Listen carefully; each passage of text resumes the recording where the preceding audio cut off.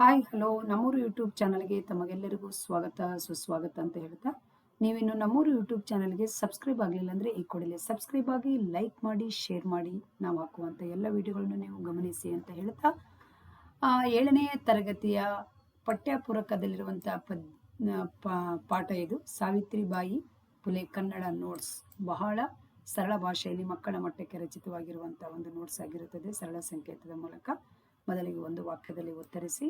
ಸಾವಿತ್ರಿಬಾಯಿ ಅವರು ಎಲ್ಲಿ ಜನಿಸಿದರು ಇಷ್ಟು ಬರೆದರೆ ಸಾಕು ಮಕ್ಕಳೇ. ಅವರ ಗುರು ಯಾರು? ಜ್ಯೋತಿಬಾಯಿ ಗಂಡ ಆಗಿರ್ತಾರೆ. ಅನಂತರದಲ್ಲಿ ಅವರು ಬರೆದಿರುವಂಥ ಇಷ್ಟು ಬರೆದ್ರೆ ಸಾಕು. ನೆಕ್ಸ್ಟ್ ನೋಡಿ,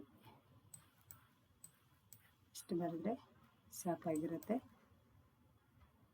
ಓಕೆ, ಆಮೇಲೆ ಇಷ್ಟು ಚಿಕ್ಕದಾಗಿ ಚಕ್ಕವಾಗಿ ಒಂದೊಂದು ಪದ ಬರೆದ್ರೆ ಸಾಕಾಗುತ್ತದೆ. ಓಕೆ, ಲೈಕ್ ಮಾಡಿ, ಶೇರ್ ಮಾಡಿ, ಸಬ್ಸ್ಕ್ರೈಬ್ ಮಾಡಿ. ಧನ್ಯವಾದಗಳು. Thank you. Bye bye.